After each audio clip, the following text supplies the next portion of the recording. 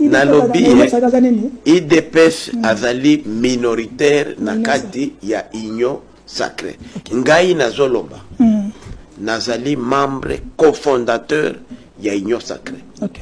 Et sa vision ya tata Mokonzi apesaki mais parti na ye aux IDPS na parti mususu baza minoritaire. Na ko be na français ballon d'essai. Kabuya beti eloko kole Kabuya abeti eloko boy. Mais eloko ezate ça n'engage que ye moko na parti na ye. Biso ils ont engagé biso te jusqu'à là parce qu'il y a des députés.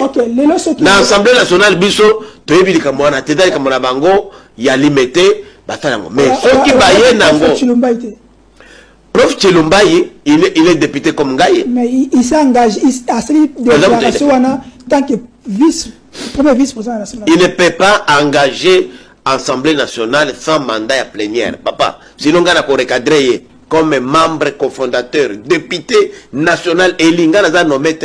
Naza élu. Naza nommé. Naza nommé. Naza député à Kadima, au Kadima Tia qui n'a biso bato à Pona qui biso. Ah, la différence est là. Et la différence l'Assemblée nationale, l'Assemblée nationale, tu as des députés, bakota qui n'est pas côté, mais biso de yango mona biso zaka ba indépendant. Pour izaka nzambe na ba électeur ici.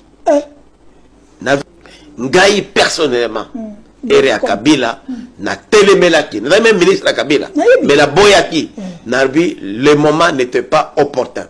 Les lopé na zongi ndengo wana na lobby, na bande ko ya IDPS, na secrétaire général Kabuya. Initiative wana olingi ko toucher nini. Jusque là, il n'y a rien. L'Assemblée nationale n'est même pas saisie à bien l'autre côté. Mais nous, papa, nganaza cofondateur, so bengana union sacrée na kena ngope kufi.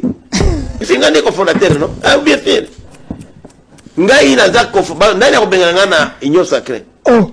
Na so ba bengani ngai na kena ngo ikufi. Mutu ba utasola union sacrée.